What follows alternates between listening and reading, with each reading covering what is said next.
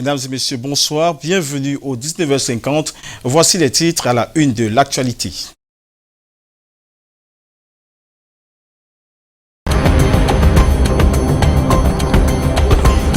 43 personnes guéries de la pandémie ce mardi, un chiffre qui porte à 60 le nombre total des personnes libérées de l'affliction à ce jour. Une bonne nouvelle qui n'efface pas cependant le danger. 27 nouveaux cas d'infection sont enregistrés également. L'épidémie du Covid-19 se répand peu à peu dans l'arrière-pays. Dans le nord-ouest, les premiers cas de coronavirus ont été enregistrés ce mardi. Le gouverneur de la région impose le port du masque à l'ensemble des populations. À Batiam, dans le nord, dans l'ouest du Cameroun, c'est un commerçant qui est testé positif. Le 19h50, avec vous, fera une descente dans les hôpitaux réquisitionnés par l'État pour le traitement unique des cas de coronavirus. Ce sont des centaines de malades qui sont appelés à suivre le traitement dans d'autres formations sanitaires. C'est dans le silence qu'ils ont été séquestrés dans un domicile. 16 mineurs retrouvés dans un état critique au lieu d'Ipekadis à Douala. Vous aurez les détails de cette sombre histoire dans ce journal.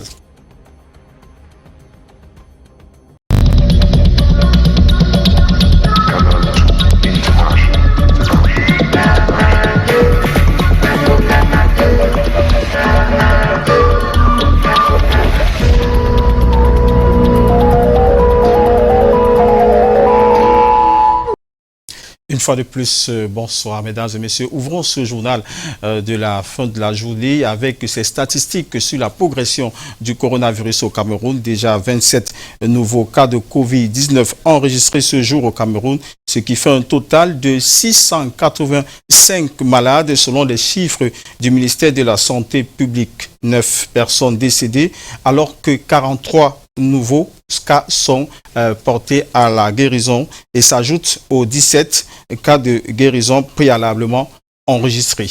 Toujours dans le cadre de la lutte contre la progression du coronavirus, le ministre des Transports, dans le cadre de la mise en œuvre des mesures de la lutte contre la propagation du coronavirus, Jean-Ernest Ngale-Bibéré, porte à la connaissance du public qu'il est dorénavant exigé à tous les usagers des transports publics, routiers, aériens, ferroviaires, maritimes et fluviales d'aborer le cache-nez avant l'accès à bord de tout mode de transport en commun.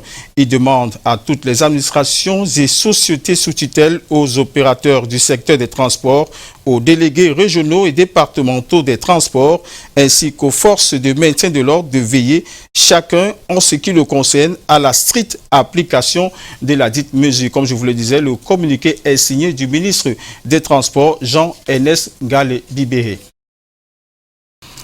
Dans une note signée le 4 avril dernier, le gouverneur de la région du littoral, Samuel Dieudonné Varadiboa, en sa qualité de coordonnateur régional de riposte au Covid-19, a réquisitionné 5 établissements de santé de la ville de Douala pour accueillir exclusivement les malades victimes du coronavirus. Une exigence du MinSanté dans la lutte globale contre cette pandémie. Sauf que depuis la signature de cette note, certains des 10 hôpitaux sont toujours sous-équipés comme prévu. Les précisions dans ce reportage signé Marc Chouamot, Thierry Nana.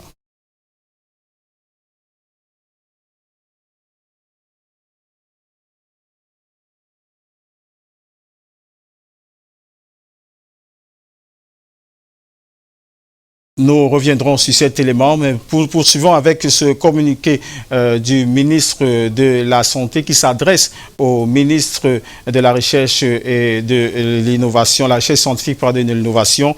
Le communiqué du ministre de la Recherche, du ministre de la Santé, Malaouda Manachi, informe le ministre Madeleine Tuenté qu'en ce moment, un protocole de soins est mis en place par les cliniciens dans le cadre du traitement des patients positifs au Covid-19. Et ce traitement est construit autour de la chloroquine. Cependant, ce produit ayant été retiré du marché camerounais depuis quelques années, les unités de prise en charge des malades du Covid-19 se trouvent actuellement en rupture du dit produit.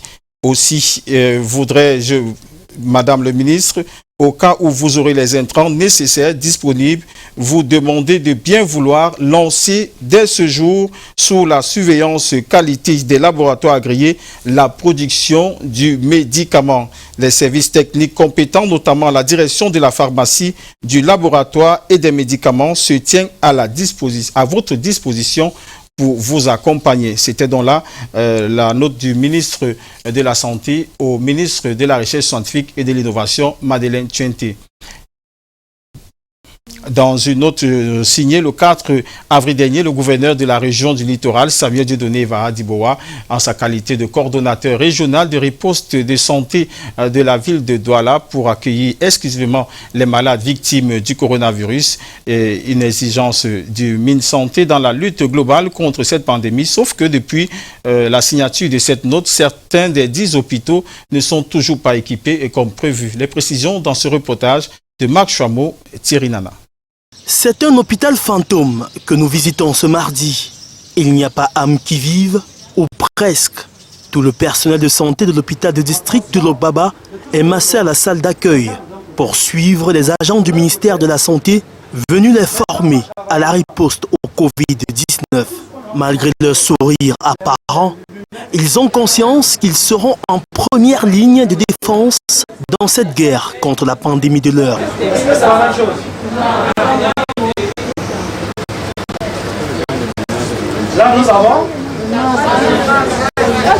La protection et les mesures barrières sont de mise ici.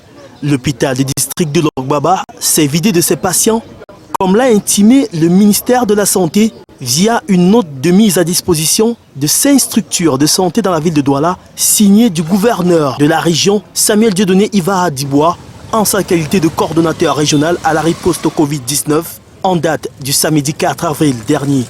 En dehors de l'hôpital à Kentini, déjà paré à toute éventualité, les 4 autres formations sanitaires mises à disposition que sont le centre médical de Nkoulouloun, l'hôpital gynéco-obstétrique et pédiatrique de Yassa, l'hôpital de district de Lobaba et le centre médical d'arrondissement de Bounamoussadi ne sont toujours pas équipés pour réceptionner les malades du Covid-19 à venir. Et pendant ce temps, les malades ordinaires qui étaient internés ont été priés de se faire soigner ailleurs.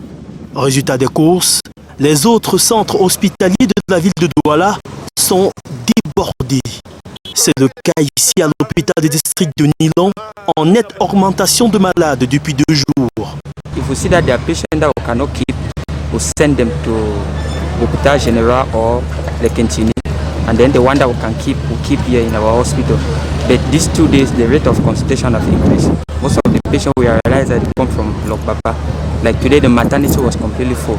Les 5 formations sanitaires de Douala réquisitionnées pour accueillir et soigner les malades du Covid-19 n'attendent plus que le matériel dédié pour aller en guerre contre cette pandémie. Toujours parlant du coronavirus, un commerçant ambulant a été testé positif au centre de santé des Fiala à Batiam. La progression de la pandémie là-bas n'est pas un frein aux habitudes quotidiennes des commerçants dans cette localité, d'où la sensibilisation initiée par les maires du département des Bambouto. C'est un reportage signé Samuel Baya, Marius Ngassa. Un commerçant ambulant, marié à 3 femmes, père de plusieurs enfants, testé positif au centre de santé de Fiela, dans l'arrondissement de Batiam, évacué à Bafoussam. Parti de Douala, son lieu d'approvisionnement habituel, il aurait fait escale au marché périodique de l'Ouest. Les populations dans le département des Bamboutos, malgré la crise sanitaire, restent occupées à leurs travaux champêtres et commerces. Ventre affamé n'a point d'oreille. Conséquence, le maire de Batiam sensibilise afin que nul n'ignore les mesures prescrites. L'exécutif communal de Batiam, dont j'ai l'insigne honneur de diriger, a opté pour la sensibilisation opération porte à porte. C'est dans cette optique que nous nous retrouvons aujourd'hui au marché de Banga. Nous avons sensibilisé les populations par rapport aux gestes qui sauvent. 2 gestes au nombre de vues illimité. Relax. Au marché, le maire de Babadou, loin du confort habituel, distribue à chaque commerçant un jet de solution hydroalcoolique. Nous sommes aujourd'hui au marché. Nous allons faire tous les marchés de l'arrondissement de Babadou. Nous allons aller dans tous les grands carrefours pour porter le message de sensibilisation et pour donner un exemple. L'exemple, c'est-à-dire comment on lave les mains. Nous avons profité de l'occasion. Nous sommes venus avec le gel hydroalcoolique pour montrer aux populations ce que c'est. D'autres cas suspects mis en quarantaine à Batiam. L'alerte est maximale à l'ouest. Un combat sans merci est engagé contre le coronavirus. Les fruits semblent tenir la promesse des fleurs. Allons voir maintenant comment à l'intérieur du pays, les forces vives essayent de se prémunir du Covid-19, le cas d'Umbam et Kim. Là-bas, les forces vives en synergie avec les populations organisent des méthodes de barrière. C'est un reportage signé Delphi Fonkoutene. Les petites communes doivent-elles se bunkeriser face au Covid-19? En tout cas, le cas de la localité de Ntui peut impulser l'idée. La sensibilisation commence au marché. Des mesures sévères pour que le nouveau coronavirus reste là où il est. Vous fermez à 16 h. Vous nettoyez avant de rentrer. Et le matin, quand vous venez à 6 h. Ici, les forces vives instaurent lavement des mains sur la place publique, port des cache-nez afin de déconstruire l'idée que le virus ne vit qu'en ville. Suivant les instructions du préfet du Bas-Mekim, qui rêve d'une sorte d'enveloppe sur le département à partir des mesures barrières, les forces vives se bougent. Nous avons parcouru tout le département, tout l'arrondissement de Ntui. Les chaufferies comme celle de Natigal, mises à contribution. On a décidé qu'il fallait quand même descendre pour offrir aussi à chaque chef un seau pour qu'il installe son entrée avec de l'eau et du savon. C'est ça que nous sommes venus avec. Les autorités administratives, municipales et traditionnelles font chorus pour qu'ici, le Covid-19 ne soit pas perçu comme une affaire de la ville. Le péché de nombreux pays qui ont pensé que Corona, c'était pour les autres.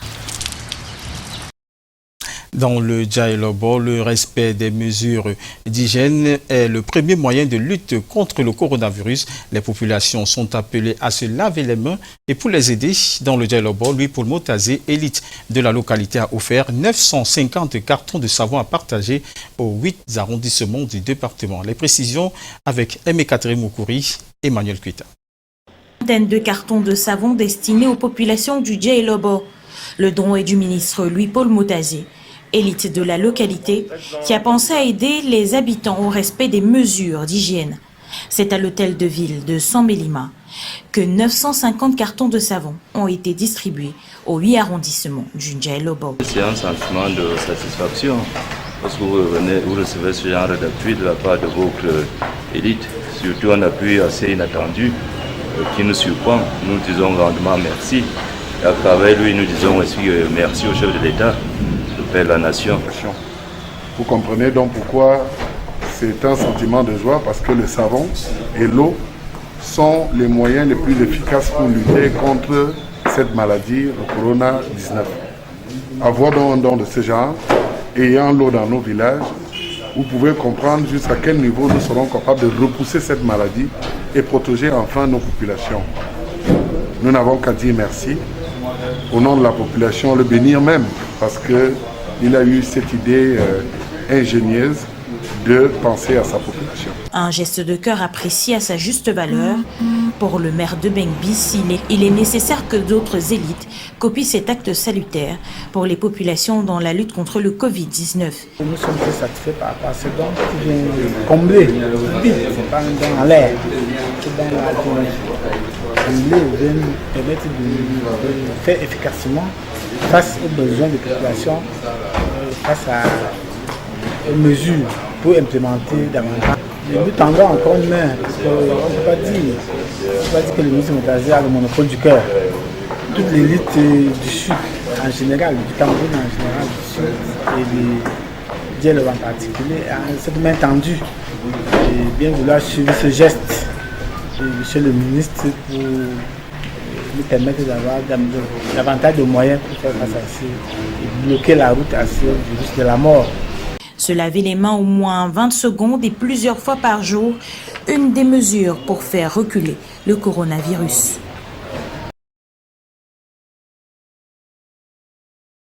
L'inhumation des corps victimes de coronavirus, une nouvelle méthode bouscule les codes habituels et modifie toute orchestration souvent vécue au cours des obsèques. Bien que la mesure vise à limiter la propagation de cette pandémie, elle est diversement appréciée selon les différentes traditions africaines. Des solutions palliatives lors des obsèques sans corps sont aussi prévues dans ces traditions. Le reportage est signé Monique Naussi, Joseph Foipon. Enterrement d'une personne morte de coronavirus immédiatement après le constat de son décès. Une pratique presque inhabituelle, mais qui vise, selon des spécialistes, à limiter la contamination au Covid-19. Cette forme d'adieu est un retour aux sources selon une certaine culture. Le cadavre est un bagage très encombrant. On n'expose pas le cadavre des grandes personnes. Une personne qui a bien vécu et qui a fait correctement son devoir sur terre, on n'expose pas son cadavre. Immédiatement, le cadavre devrait être enterré. C'est pour ça que chez les Bamileke, on enterre immédiatement le cadavre des notables. Immédiatement, on enterre les rois. On n'expose pas le cadavre des rois. C'est une forme d'humiliation à une personne partie de mettre son corps sur une table où on a lavé d'autres cadavres pour laver son cadavre, pour habiller son cadavre. C'est une mauvaise chose et ça permet aux mauvaises âmes de rester sur terre parce que quand on retient le corps de quelqu'un, son âme ne fait pas le voyage. Voilà pourquoi dans notre société, il y a beaucoup de mauvais esprits. Ce sont des esprits que nous avons retenus en retenant des corps, en enfermant des corps dans des morgues, dans des endroits, en brûlant des corps, alors que les corps devaient être donnés à la terre. C'en est fini avec le protocole des levées de corps, des veillées jusqu'à l'enterrement d'un proche. Lorsque une icône comme Manu Dibango s'en va et que sa communauté ne peut pas organiser des obsèques, ne peut pas organiser un ensemble de rites, de cérémonies pour l'accompagner. Ça, c'est la disjonction dont je parlais tout à l'heure, mais surtout pour le garder dans la mémoire collective, pour le garder comme ancêtre, pour établir le lien avec lui qui prendra notre défense dans le monde invisible qui est le monde le plus important. Cela pose un problème grave à la communauté. Face à l'absence d'une dépouille imposée par cette situation exceptionnelle qu'est le coronavirus, la tradition Sawa prévoit des mesures tout aussi exceptionnelles. Quand un être cher disparaît, le rituel reste le même. Même à l'absence de corps physique, on pallie à cela par deux éléments. On peut se servir par exemple d'un vêtement de ce dernier qu'on associe à un autre élément que je ne vais pas citer pour manifester la présence du défunt. Il ne faut pas oublier qu'en son temps, on mourrait peut-être par noyade ou dans la forêt, dévoré par des bêtes, nous ne savons pas, mais on arrivait toujours à connaître ce rituel. Cette forme de débarras des corps du Covid-19 bouscule les habitudes et invite à une remise en question sur l'orchestration des cérémonies d'adieu. Comme un peu de lumière dans les ténèbres, 60 nouveaux cas sont guéris du Covid-19 au Cameroun et 27 sont testés positifs. Déclaration du directeur de la promotion de la santé devant la presse présente ce soir. Et il présente à cet effet la situation épidémiologique du jour. Je vous propose d'écouter le docteur Fane Mahamat dans un extrait sélectionné par Constant Kanga. Je me souviens que lors du grand dialogue national, la commission numéro 5 était consacrée à la reconstruction et le développement des deux régions du nord-ouest et du sud-ouest. Et c'est sur la base des recommandations formulées par cette commission et adoptées par le Grand Dialogue national, que le Premier ministre, chef du gouvernement, sur haute instruction bien sûr du président de la République, a signé l'arrêté du vendredi 3 avril 2020 qui institue ou qui fixe le cadre institutionnel pour la mise en œuvre de ce plan de reconstruction et de développement. À l'issue du dialogue, ce qui a été présenté et approuvé par les participants au dialogue, il s'agissait d'un plan sur le long terme, donc pour une période de 10 ans, qui, je m'empresse de dire aussi, s'inscrit directement dans le cadre de la nouvelle stratégie nationale pour le développement, qui lui aussi s'étend sur une période de 10 ans, donc 2020-2030.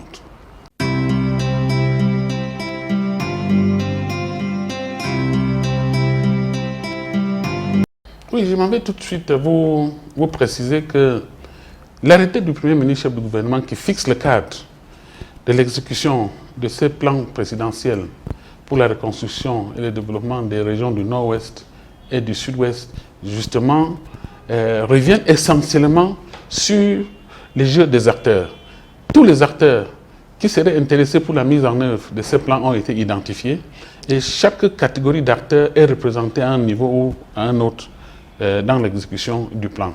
Je rappelle qu'il existe au niveau le plus élevé, au niveau stratégique, un comité de pilotage au sein desquels nous avons non seulement un certain nombre de départements ministériels, mais surtout les représentants de la société civile et particulièrement les 4 grandes églises. Un peu plus bas, il y a l'échelon de la coordination régionale. Donc, il y aura 2 coordinations au niveau des régions du Nord-Ouest et du Sud-Ouest. Et à ce niveau également, sous la présidence des gouverneurs des régions, la représentation assure la présence des représentants des différentes catégories d'acteurs. Donc, les représentants des maires, souvenez-vous, il y a 31 maires dans le Sud-Ouest et 34 maires dans le Nord-Ouest. On ne peut pas les avoir tous au sein de ces instances, mais les représentants seront bien présents.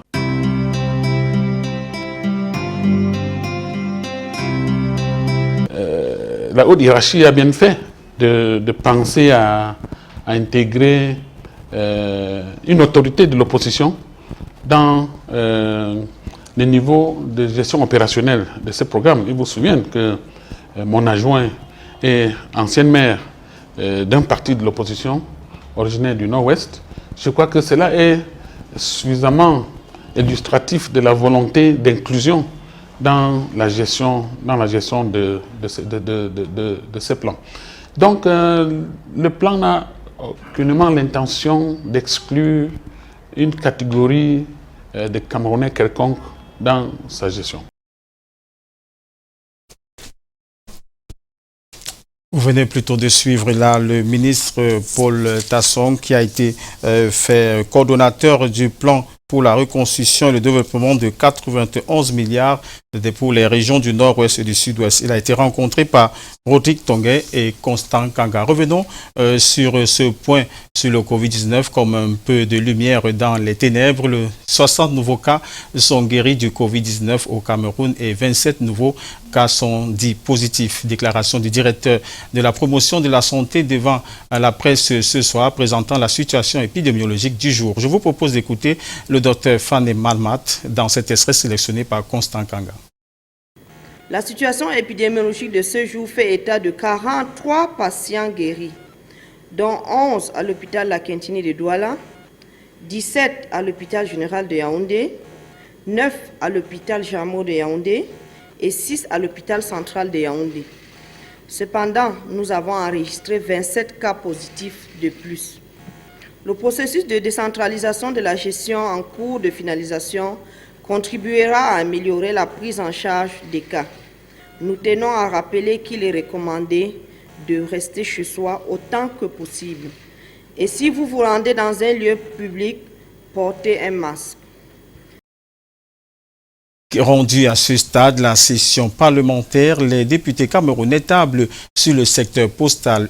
Un test Iafera a fait l'objet des discussions générales ce jour à l'hémicycle de Ngouaïkele. Le projet de loi a été adopté pour redynamiser un plan de vie sociale qui était agonisant. L'économie du débat parlementaire, c'est avec Justin Pierre-Essonneau et Serge Alain Zébou. Un projet de loi visant la réforme du secteur postal est ici en débat à l'Assemblée nationale. Les élus de la nation se sont pour cela appesantis sur la prolifération des opérateurs qui agissent pour certains cas dans l'informel. Pour les anéantir, le gouvernement a parié sur la pression fiscale, question de les décourager, et sur la restructuration de la Campost. Les députés s'en meuvent. La plus grande difficulté qu'on peut évoquer ici, c'est le problème de transport, qui est un problème très important. La restructuration de la Campost court depuis 2018. L'audit commis à cet effet a conduit à la rédaction d'un texte de 181 dispositions au lieu de 62 seulement comme auparavant. Effectivement, parce que nous voyons ce qui se passe ailleurs, que nous nous arrimons pour avoir une poste moderne où on peut revenir du village, on s'arrête à un bureau de poste et on retire, on paye ces impôts-là, on retire en fonction de l'activité de la commune. À ce jour, cependant, la Campost n'a pas achevé de rembourser certains de ses clients épargnants, si bien qu'elle présente des plaies hideuses. Pourquoi cette frénésie de caporalisation sur les entreprises privées du secteur postal? Pendant qu'on y est, qu'en est-il du plan de restructuration de la Campost? Les services postaux pour tous et partout d'ici à 2035 au Cameroun, Libom Léléquin en prend l'engagement. Le marché postal camerounais, qui compte plus de 230 opérateurs aujourd'hui, c'est un cas unique et atypique. Et c'est à cause de ces problèmes qui ont longtemps perduré, où les opérateurs se sont appropriés de façon désordonnée des activités du secteur postal. En commençant par résoudre l'équation de la fusion entre l'Agence de régulation des postes et celle des télécommunications. 13 mineurs séquestrés à PK10 dans l'arrondissement de Douala 3e, ils ont été retrouvés dans un état inquiétant car maltraités dans le domicile où ils étaient gardés. C'est grâce à la dénonciation d'une religieuse que les autorités ont effectué une descente sur les lieux. Il y a cette Zotanon pour plus de détails. Brigade de terre de leur baba dans l'arrondissement de Douala 3e. Le commandant Réginald Bassa, en compagnie de ses éléments et de madame le délégué départemental des affaires sociales du Vouri, reviennent d'une opération. Celle de la libération des enfants en détresse dans une maison à PK10. L'alerte a été donnée par cette sœur après une visite dans le quartier. J'ai rendu visite à une amie à PK10. C'est non loin de là où ses enfants habitent. J'ai remarqué l'une des filles très chétive et j'ai demandé alors à mon amie si elle connaissait cette fille. Elle m'a fait savoir qu'elle aperçoit souvent plusieurs enfants dans cette maison, mais elle n'a jamais remarqué la présence d'une mère, à part une jeune fille de 16 ans qui s'occupe souvent d'eux. J'ai appelé les enfants et je leur ai demandé s'ils avaient mangé depuis le matin.